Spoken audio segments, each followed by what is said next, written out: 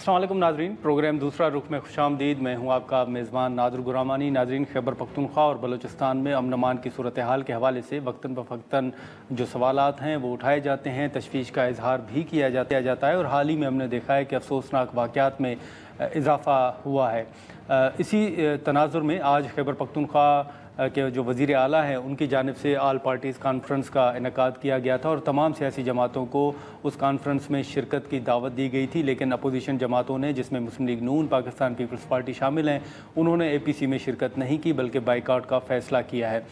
उस कॉन्फ्रेंस के बाद जो वज़ीर आला साहब का बयान सामने आ रहा है कि खैबर पख्तूनख्वा में किसी को भी ऑपरेशन की इजाज़त नहीं दी जा सकती, एक तो ये मामला है और दूसरा 9 मई के हवाले से जो सज़ाओं का फ़ैसला सामने आया है, उस फ़ैसलों के बाद अब जो पाकिस्तान तहरीक इंसाफ की कानूनी तौर पर हिकमत अमली है उसका भी ऐलान हमारे सामने आ चुका है। अब इसी के साथ साथ जो आज भी खान साहब के साथ मुलाकातें हुई हैं, उन मुलाकातों के बाद पाकिस्तान तहरीक इंसाफ की जानिब से अभी भी इमरान खान के साथ जो एक उनका दावा है कि गैर इंसानी सलूक किया जा रहा है अडियाला जेल के अंदर, और इस हवाले से वो दरख्वास्त भी करते रहे हैं। साथ ही साथ इसी हवाले से पाकिस्तान तहरीक इंसाफ ने अदालत से भी रुजू कर रखा है। अब हाल ही में आपको याद होगा कि बिज़नेस कम्युनिटी ने आर्मी चीफ़ के साथ मुलाकात भी की और उस मुलाकात से बिज़नेस कम्युनिटी काफ़ी मुतमईन नज़र आई और साथ में ये भी बयान हमारे सामने आया कि अब सियासतदानों को भी कुछ सबक जो है वो सीखना चाहिए। अब ये तमाम चीज़ें ख़ास तौर पर जो हालिया फ़ैसला है 9 मई की सज़ाओं के हवाले से और फिर जो मौजूदा हुकूमत के ऊपर तनकीद हो रही है, इस तमाम सूरत हाल को पाकिस्तान पीपल्स पार्टी जो इस मौजूदा हुकूमत की इत्तेहादी जमात है वो किस तरह देख रही है, हुकूमत के लिए क्या चैलेंजेस हैं। पाकिस्तान पीपल्स पार्टी के सीनियर रहनुमा कमर ज़मान कायरा साहब हमारे साथ मौजूद हैं, हम उनसे गुफ्तगू करेंगे। बहुत शुक्रिया कमर ज़मान कायरा साहब वक्त निकालने के लिए। सर, मुख्तलिफ सवालात होंगे, लेकिन सबसे पहले हाल ही में जो ये 9 मई के हवाले से अदालत का फ़ैसला सामने आया है और जो 10-10 साल कैद की सज़ा सुनाई गई है, हमने देखा है कि पाकिस्तान पीपल्स पार्टी का सर सियासतदानों के ख़िलाफ़ जो सज़ाएँ हैं, जो अदालती फ़ैसले हैं, उस हवाले से बड़ा वाज़ेह मौक़िफ़ रहा है। सर, पीपल्स पार्टी जैसे मुस्लिम लीग नून कह रही है कि ये इस फैसले को हम वेलकम करते हैं, खुश आइंद है। सर, मौजूदा जो सियासी सिनारियो है इसमें पीपल्स पार्टी सर इन फैसलों को किस तरह देख रही है?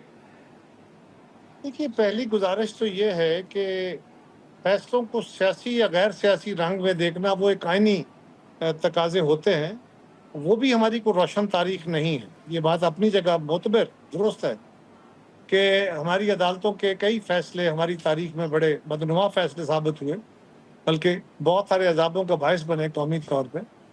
लेकिन ये बात कि जी सियासतदानों को ये भी एक तारीख है कि उनको सियासी तौर पे विक्टिमाइज किया गया, नाजायज़ केसेस बनाए गए और अल्टीमेटली तारीख में साबित हुआ कि वो सब गलत था।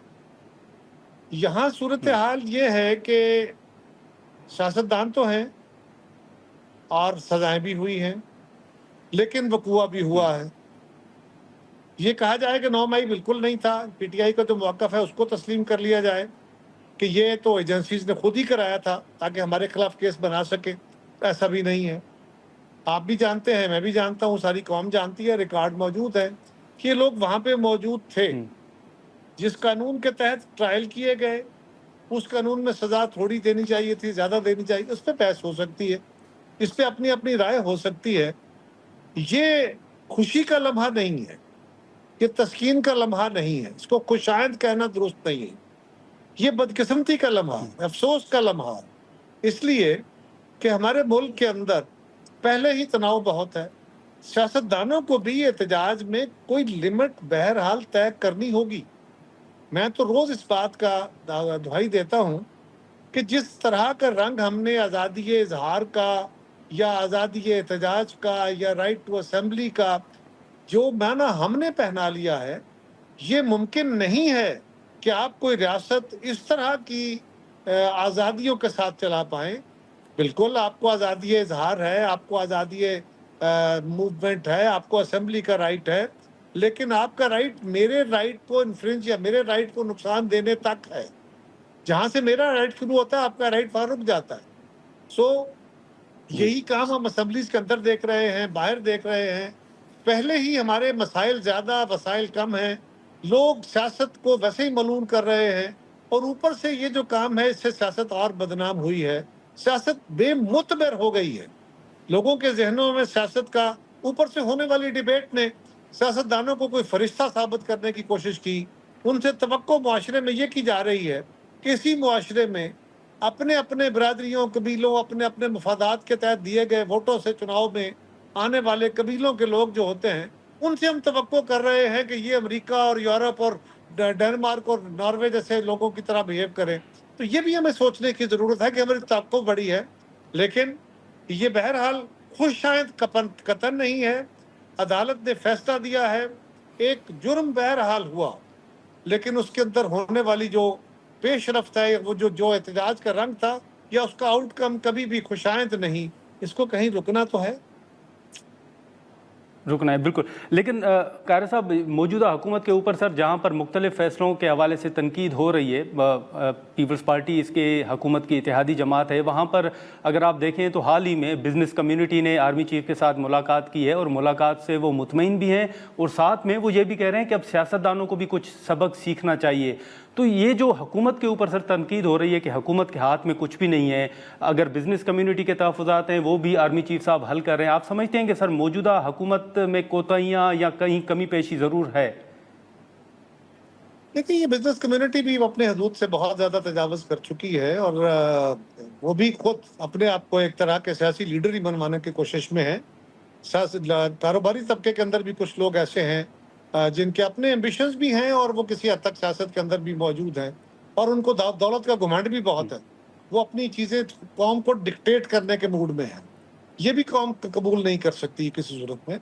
لیکن یہ بات بھی ہے کہ ہمارے ہاں سیاسی عمل کمزور ہے اور ہماری اسٹیبلشمنٹ کے ساتھ سیاستدان پہلے بھی ملے ان کو, اور اس وقت جو سیٹ اپ ہے اس میں بھی دونوں اطراف جو ہیں وہ مل کے آگے بڑھنے کی کوشش کر رہے ہیں.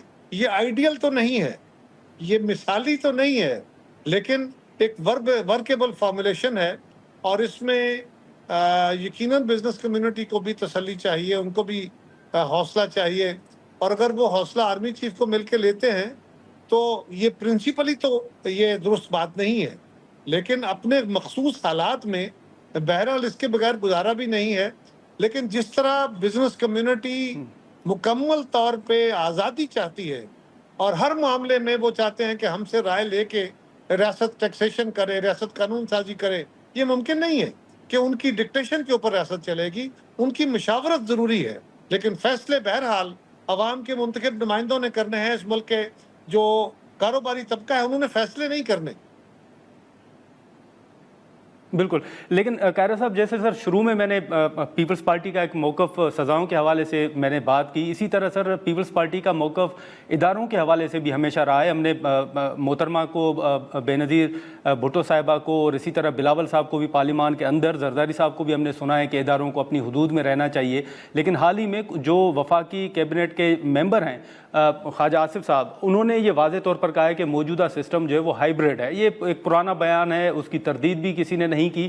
میں آپ کا موقف جاننا چاہوں گا سر کہ آپ پیپلز پارٹی کیونکہ اس نظام کا حصہ ہے, اتحادی جماعت ہے, سر آپ بھی سمجھتے ہیں کہ یہ ہائیبریڈ نظام ہے جس کو پیپلز پارٹی سپورٹ کر رہی ہے؟ مانی صاحب آپ کیا سمجھتے ہیں؟ روز اس ملک کا میڈیا کیا کہتا ہے؟ پاکستان کے عوام کیا سمجھتے ہیں؟ کیا کسی کو شک والی بات ہے کہ آپ مجھ سے سوال کر کے اس پر اقرار کرانا چاہتے ہیں؟ آپ کو کوئی ڈاؤٹ ہے اس میں؟ سر لیکن میں اپنی رائے کا اظہار نہیں کر سکتا رہا. آپ تو اپنی رائے کا مکمل اظہار کرتے ہیں. ہم پہ پوری طرح اپنی رائے دے کے تو آپ اپنا سوال ریز کرتے ہیں. میں تو یہ پوچھ رہا ہوں کہ یہ بات تو اب جانے نہ جانے, پھر گل ہی نہ جانے, باقی تو سارا باغ جانے ہے. میں نے تو کہا کہ ہماری پارٹی کی پوزیشن آج بھی وہی ہے. بالکل ہم پیور ڈیموکریسی کے قائل ہیں.